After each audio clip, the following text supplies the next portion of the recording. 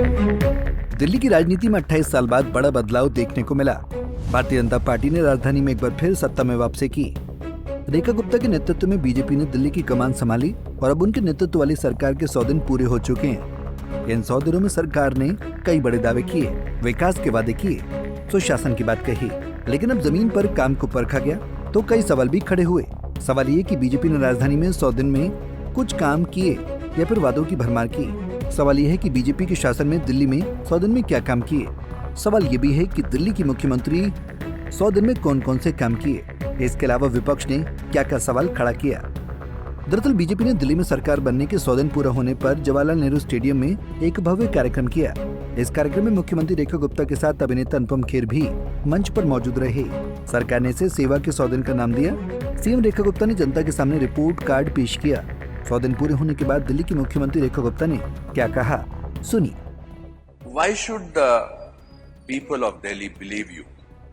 Why should कि आपने ऐसे पिछले 100 दिनों में क्या किया है कि उनको लगे कि हालांकि मेरा एक बचपन का दोस्त है जो यहाँ रहता है, विजय सहगल, पिछले मेरी 8th स्टैंडर्ड से, मैंने उससे पूछा, मैंने कहा सही काम हो रहा है? कहता हाँ सही काम हो रहा है। पर मैं आपसे जानना चाहता हूँ कि हमारे कुछ तो यहाँ पर बैठे हैं ऑडिटोरियम में, मगर लाखों लोग इसको अलग अलग प्लेटफॉर्म पे देख रहे होंगे, वो भी जानना चाहेंगे, जब विश्वास टूटता है तो उसको दोबारा मुकम्मल करना बड़ा मुश्किल होता है। हालांकि आपने मुद्दों पर जीता, तो why should the people of Delhi believe you and what has happened in these 100 days? आप ठीक कह रहे हैं अनुपम जी। जब रामलीला मैदान से एक आंदोलन शुरू हुआ तो हजारों लाखों लोग उससे जुड़े, हम भी जुड़े, बाकी लोग भी जुड़े। उन्हें लगा कि शायद कुछ ईमानदारी, मैं भी जुड़ा, कुछ आप भी जुड़े, और सब ने ये सोच करके उस समूह का साथ दिया कि शायद दिल्ली में, देश में कुछ बेहतर होगा। वो लोग जो कहते थे हमें सत्ता का लालच नहीं, इतने लालची हो गए कि सत्ता के अलावा उन्हें कुछ दिखता नहीं था। एक राज्य की सत्ता मिली तो दूसरे की ओर दौड़ पड़े। और आप सही कह रहे हैं कि लोगों का एक विश्वास टूटा इस 10 साल में। लोगों को लगा कि जिस ईमानदारी को हम खोज रहे थे वो मिली नहीं। आज भी वहां भ्रष्टाचार के अड्डे बने हुए थे। और क्यों नई सरकार पे विश्वास करें, ये प्रश्न आपके मन में, लोगों के मन में हो सकता है। पर इस प्रश्न का उत्तर देने के लिए ही आज मैं, मेरा मंत्रिमंडल, हमारे विधायक, सभी जनप्रतिनिधि लगातार सड़कों पे लोगों के बीच में रह के काम करते हैं। आज हम वो लोग नहीं हैं जो शीश महल की अरबों रुपए की प्रॉपर्टी के बीच में घर बना के बैठ गए और लाखों रुपए के पर्दे हमने ढांप लिए और सामने टीवी पे केवल अपनी स्पॉन्सर्ड की हुई न्यूज देखते हैं। हम जाते हैं कड़ी धूप में, आंधी में, तूफान में, जाके वहां खड़े होते हैं, लोगों के बीच में महसूस करते हैं कि वो क्या फील कर रहे हैं, उनकी समस्या क्या है, हमें काम क्या करना है। और एक एक क्षण जो इन 100 दिनों का है, मैं आपको विश्वास के साथ कह सकती हूँ जनता के हित में और ऐसी नीतियां बनाने में हमारा समय लगा है जो दिल्ली की बेहतरी के लिए हो। पर प्रदूषण है, वाटर लॉगिंग है, कूड़े के पहाड़ हैं, इस सब के बारे में एक्चुअली प्रैक्टिकली आप हमें बताइए कि आपने क्या किया। यमुना की झाग है, ये तो विजुअल्स हैं। आजकल तो हर इंसान को क्वालिफाइड जर्नलिस्ट होने की जरूरत नहीं है, जिसके हाथ में मोबाइल है वो जर्नलिस्ट है, तो एकदम सबूत आ सकता है। आज ऐसा होगा कि आप जो बोलेंगी वो कुछ लोग जाएंगे, मतलब वो लोग जाएंगे जो पहले इस सरकार में थे, तो आपको झूठा साबित करने की कोशिश करेंगे। तो इन सब मुद्दों में आपने हमने एक भी काम या एक भी बात ऐसी कही ही नहीं जिसमें हमें कोई ये कह सके कि आपने गलत बयानी की। मैं आपको बताती हूँ, उन्हें 10-11 साल का समय मिला और उससे पहले भी सरकारें थी, पर दुर्भाग्य दिल्ली का ये रहा कि कभी किसी ने ना तो यमुना सफाई को उस सीरियसनेस से काम किया और ना ही कूड़े के पहाड़ और पर्यावरण को ठीक से करने के लिए। दिल्ली चुनाव से पहले बीजेपी ने दिल्ली को सुंदर और आधुनिक शहर बनाने की दिशा की बात कही थी। 20 प्रमुख कार्य पूरे करने की बात भी कही गई। चुनाव के समय बीजेपी ने जिन वादों को सबसे ज्यादा प्राथमिकता दी थी उनमें आयुष्मान भारत योजना, गरीब महिलाओं को आर्थिक सहायता, यमुना सफाई, अटल कैंटीन और गैस सिलेंडर सब्सिडी जैसे मुद्दे शामिल थे। दिल्ली सरकार ने आयुष्मान भारत योजना को किया लागू। दिल्ली में बीजेपी की सरकार बनते ही सबसे पहले दिल्ली में आयुष्मान भारत योजना को लागू किया। दिल्ली में इस योजना के तहत 5 लाख रुपए केंद्र की ओर से और 5 लाख का टॉपअप राज्य सरकार दे रही है।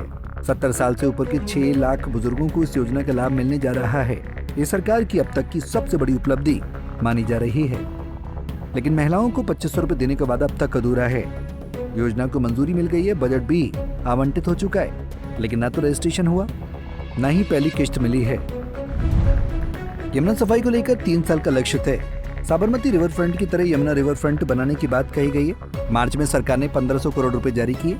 40 डिसेंट्रलाइज्ड सीवेज ट्रीटमेंट प्लांट बनाने की बात कही गई, लेकिन अभी तक प्लानिंग और मंथन ही चल रहा है। जमीन पर कोई बड़ा बदलाव नहीं दिखा है। अटल कैंटीन के जरिए गरीबों को 5 रुपए में खाना देने का वादा किया था। इस योजना के लिए 100 करोड़ रुपए रखे गए, लेकिन अब तक एक भी कैंटीन शुरू नहीं हुई है। दिल्ली में बीजेपी ने चुनाव से वादा किया था कि होली पर महिलाओं को मुफ्त एलपीजी सिलेंडर मिलने की बात कही गई थी। 500 रुपए में गैस सिलेंडर देने का वादा किया गया था, लेकिन ये योजना भी अभी शुरू नहीं हो सकी है। अब उम्मीद दिवाली तक की जताई जा रही है। इसके अलावा दिल्ली में बुलडोजर एक्शन तेज है। अतिक्रमण हटाया जा रहा है, लेकिन 1700 अनधिकृत कॉलोनियों को मालिकाना हक देने का वादा अधूरा है। गिग वर्कर्स और टेक्सटाइल वर्कर्स के लिए 10 लाख के जीवन बीमा की घोषणा हुई थी। इसके साथ ही 5 लाख रुपए के दुर्घटना बीमा का भी वादा किया गया था, लेकिन अभी तक सरकार की तरफ से कोई ठोस कदम नहीं उठाया गया है। रेखा सरकार ने युवाओं के लिए प्रतियोगी परीक्षाओं में 15,000 रुपए की सहायता और अम्बेडकर स्टाइपेंड योजना के तहत 1,000 रुपए मासिक देने का वादा किया था। हालांकि सरकार ने इसके लिए 250 करोड़ रुपए का प्रावधान जरूर किया है, लेकिन अभी तक किसी को लाभ नहीं मिल पाया है।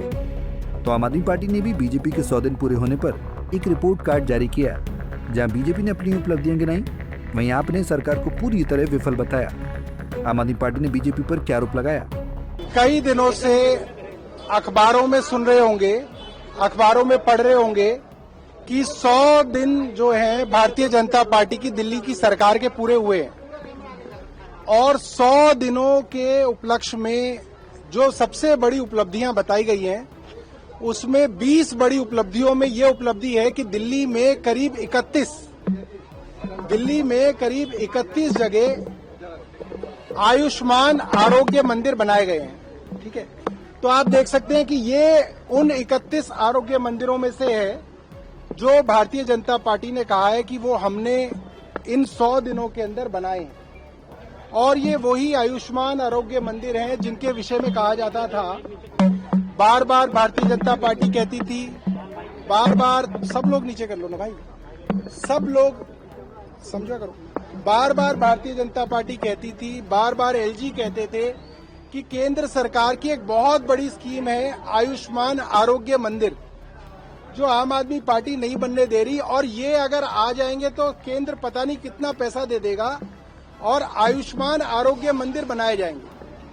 और कहा गया कि अब दिल्ली में 31 आयुष्मान आरोग्य मंदिर बन गए हैं। आप इसके ऊपर देख सकते हो कि ऊपर लिखा हुआ है आयुष्मान आरोग्य मंदिर, चिराग दिल्ली, नई दिल्ली। ठीक है, अब मैं आपको सच्चाई बता रहा हूं कि ये कोई आरोग्य मंदिर नहीं है, ये दिल्ली सरकार की पुरानी डिस्पेंसरी है, जिसका उद्घाटन 2017 में उस वक्त के हेल्थ मिनिस्टर सत्येंद्र जैन साहब ने किया था। अब सवाल ये है कि 100 दिन बाद दिल्ली की जनता को क्या मिला? सरकार की नीयत पर सवाल नहीं है, लेकिन योजनाएं सिर्फ कागज पर चल रही हैं। दिल्ली की जनता को अब ठोस नतीजों का इंतजार है। आने वाला वक्त बताएगा कि बीजेपी अपने वादों पर खरी उतरती है नहीं। फिलहाल इतना तय है कि दिल्ली में अब असली परीक्षा की घड़ी शुरू हो चुकी है। Bureau report, Punjab Kesari TV. हमसे जुड़े रहने के लिए हमारे YouTube चैनल को सब्सक्राइब करें और नई वीडियो की नोटिफिकेशन के लिए बेल आइकॉन को दबाएं।